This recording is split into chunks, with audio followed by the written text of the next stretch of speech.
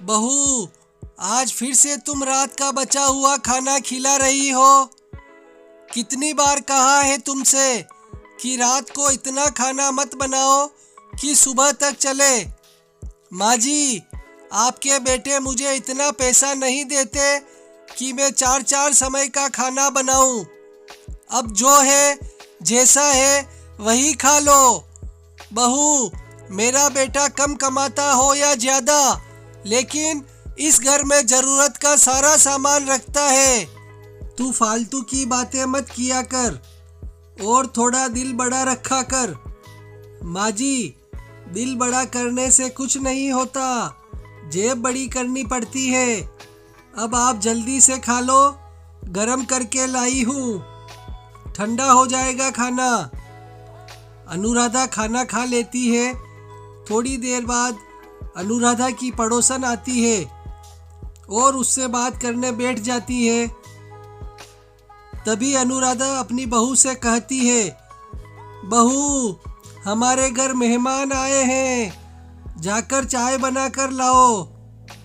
अनुराधा बहन, हम कहाँ के मेहमान, हम तो पड़ोसी हैं, चाय वाय तो रहने ही दो आप।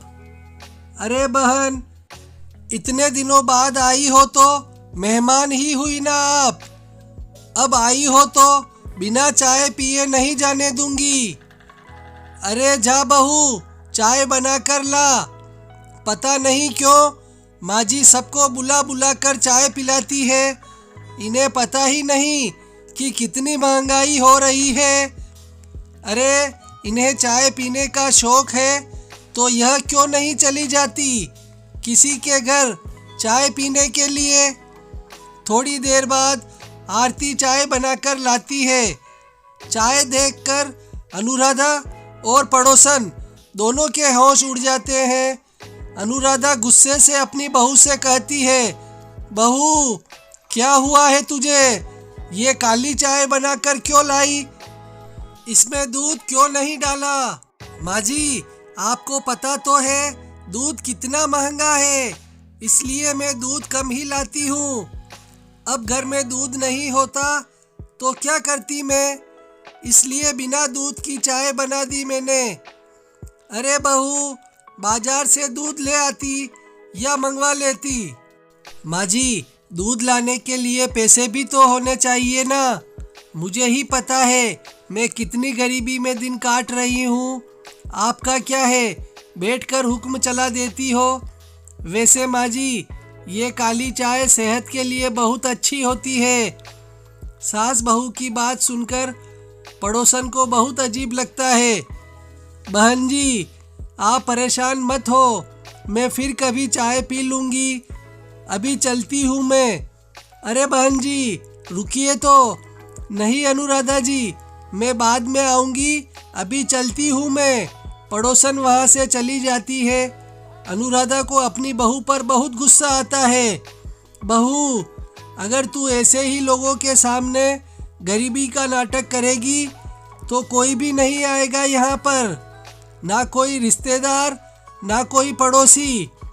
अच्छा है ना माँ जी, कोई भी नहीं आए यहाँ पर, घर का खर्चा तो कम होगा माँ जी।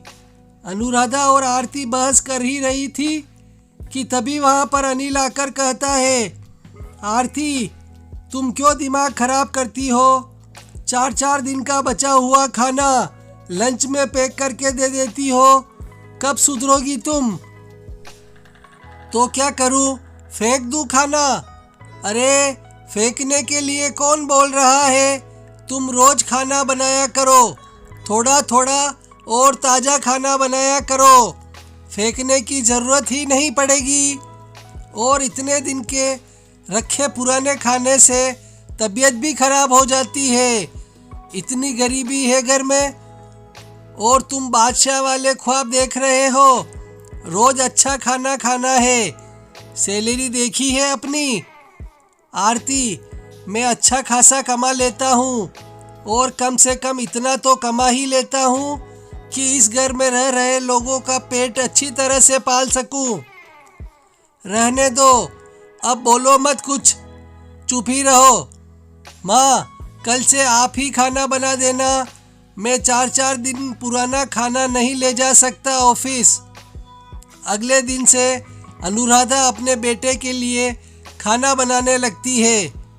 अनुराधा को इस तरह से खाना बनाते देख आरती उससे कहने लगी, माँ जी, यह रोज रोज आप अपने बेटे के लिए शाही पकवान बनाती हो ना। अगर रोज रोज ऐसे ही चलता रहा तो एक दिन कटोरा हाथ में आ जाएगा। अरे बहू, शुभ शुभ बोल, ये कैसी अशुभ बातें कर रही है यहाँ खड़ी होकर। ऊपर वाला करे मेरा घर फलता रहे, फूलता रहे, और हाँ, ऐसी बातें अपने मायके वालों के लिए बोला कर। हमारे बारे में यह सब अपशगुन बोलने की ज़रूरत नहीं है। आपको बुरा लग गया माँ जी, लेकिन मैं सच बोल रही हूँ। मेरे मायके वाले ऐसी फिजूल खर्ची बिल्कुल भी नहीं करते। वह सब कुछ ना हिसाब से करते हैं। बहू, कंजूस है तेरे मायके वाले। दाल बनाते हैं तो रोटी नहीं बनाते, रोटी बनाते हैं तो दाल नहीं बनाते। मुझे याद है, मेरा बेटा पहली बार तेरे घर गया था और बेचारा अचार से रोटी खाकर आया था। तेरे घर वालों से इतना भी नहीं हुआ कि अचार के साथ प्याज भी दे देते। माँ जी, प्याज दे देते, लेकिन उस समय प्याज कितनी महंगी बिक रही थी, बिल्कुल सोने के भाव। इसलिए उस दिन घर में प्याज नहीं थी। अरे ओ प्याज की बच्ची, एक बात बता, दुनिया में कौन ऐसा आदमी होगा जो अपने दामाद को अचार के साथ सूखी रोटी खिलाता होगा। अरे पहली बार मेरा बेटा तेरे घर गया था, तब से आज तक नहीं गया वो।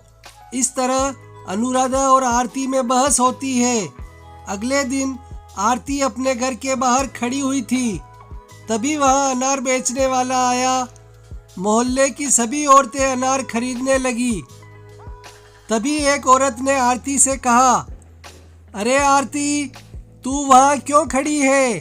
अनार बहुत सस्ते और अच्छे हैं, ले ले तू भी। मैं कहाँ लूँगी दीदी, हम गरीब लोग अनार कहाँ खाते हैं। हमारे यहाँ तो यह आलम है कि रोटी बना लो तो सब्जी की चिंता, और सब्जी बना लो तो रोटी का अता पता नहीं। अरे आरती, ऐसा क्यों बोल रही है? अनिल तो बहुत अच्छा कमाता है। दीदी, कमाते हैं तो क्या सभी खाने में ही उड़ा दे? भविष्य के लिए कुछ बचाना भी तो होता है ना। यहाँ खड़ी होकर तो तू गरीबी पर खूब भाषण दे रही है, लेकिन रोज रात को अनिल इतनी सारी चीज़ें खरीद कर ले जाता है, खाने की, पहनने की, और तेरी सास भी दिन भर कुछ ना कुछ खरीदती रहती है। उन्हें देखकर तो लगता नहीं कि तू गरीब है। उन्हें तो आदत है फिजूल खर्ची की। वैसे मैं उन्हें बहुत समझाती हूँ, लेकिन उन्हें मेरी कोई बात समझ में नहीं आती। आरती, वह जो करती है उसे फिजूल खर्ची नहीं कहते। वह तो घर की ज़रूरतों का सामान लाते हैं। लेकिन हाँ, जो तुम करती हो ना, उसे कंजूसी ज़रूर कहते हैं। इसलिए यह कंजूसी बंद करो और एक अच्छी गृहिणी बनो। आरती औरतों की बातें सुनकर वहाँ से चली जाती है और घर के अंदर आकर कहती है, इन औरतों को इतना भी नहीं पता कि आज जो हंस हंस कर अनार खरीद रही है ना, जब कल को इनके पास खाने के पैसे नहीं होंगे तब पता चलेगा। धीरे धीरे आरती की इस आदत के बारे में सभी को पता चल गया।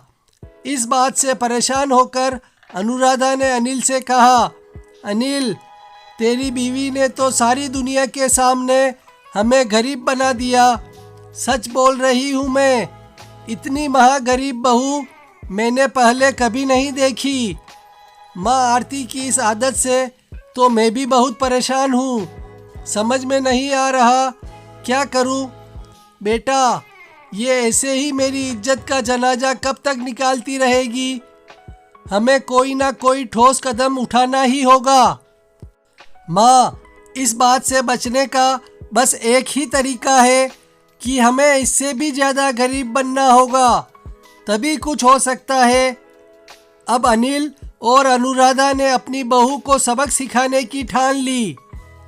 सुबह अनुराधा ने सबके लिए चाय बनाई। जैसे ही आरती ने चाय पी वैसे ही मुंह से निकाल दी, माँ जी, ये क्या बनाया है आपने? ना इसमें दूध है, ना ही इसमें शक्कर। चाय पत्ती डाली है, वो भी नाम के लिए। बहू, गरीबी में ऐसा ही नाश्ता मिलता है। तुझे पता है ना, शक्कर, चाय पत्ती कितनी महंगी हो गई है और दूध का दाम तो आसमान छू रहा है। इसलिए बहू, तुझे जो मिल रहा है वही खा पी कर ऊपर वाले का शुक्रिया अदा कर। आरती अपनी सास की बात सुनकर हैरान हो जाती है। थोड़ी देर बाद आरती ने अपने पति से कहा, सुनिए जी, मुझे अपने मायके जाना है, आप मुझे कुछ रुपए दीजिए ना। अनिल आरती को 20 रुपए देता है। ये क्या, 20 रुपए? और कितने रुपए दूँ तुम्हें? तुम्हें पता है ना मेरी सैलरी कितनी कम है, घर का गुजारा मुश्किल से हो पाता है। मुझे यह सब मत बताओ। कम से कम बस या टैक्सी का किराया तो दे दो। 20 रुपए में मैं अपने मायके कैसे जाऊंगी? यहाँ से पैदल जाना बस स्टैंड तक, वहाँ से 10 रुपए वाली टिकट लेना और उसके बाद तुम सीधा अपने घर पहुँच जाओगी। मैंने तुम्हें दोनों तरफ का किराया दे दिया है। और अब ये मत बोलना कि मैं तुम्हारा ख्याल नहीं रखता। अनिल वहाँ से चला जाता है। आरती सोचती है, क्या हो गया इन दोनों को? यह दोनों तो मुझसे भी ज़्यादा महागरीब हो गए हैं। रात को आरती सबके लिए खाना बना रही होती है। तभी अनिल और अनुराधा उसके पास आकर कहते हैं, अरे आरती बहू, क्या बना रही हो? इतना सारा खाना कौन खाएगा? एक काम करो, तुम सिर्फ 3 रोटी बनाना, हम तीनों एक एक रोटी ही खाएंगे। और ये आलू मटर बनाने की ज़रूरत नहीं, आज सिर्फ आलू बना लो और 2 दिन बाद मटर बनाना। इस तरह यह सब्जी 4 दिन चल जाएगी। 2 दिन आलू खाएंगे और 2 दिन मटर। ये आप दोनों को क्या हो गया? इतने कंजूस तो आप पहले कभी नहीं थे। और क्यों ऐसी बात कर रहे हो? माँ जी, एक एक रोटी से हम तीनों का पेट भर जाएगा। ऊपर वाले का दिया हुआ सब कुछ है हमारे पास। फिर क्यों आप दोनों इतना गरीब बनकर दिखा रहे हो? बहू, मैं भी तो यही कहती हूँ, फिर क्यों तू महागरीब बनकर दिखाती हो? तेरी वजह से हमारे घर की हर जगह बदनामी हो रही है। माँ और मैंने मिलकर नाटक किया था और अब भी तुम नहीं सुधरी तो माँ और मैं तुमसे बड़े गरीब बनकर दिखा देंगे। अरे, मैं तो नौकरी भी छोड़ दूंगा।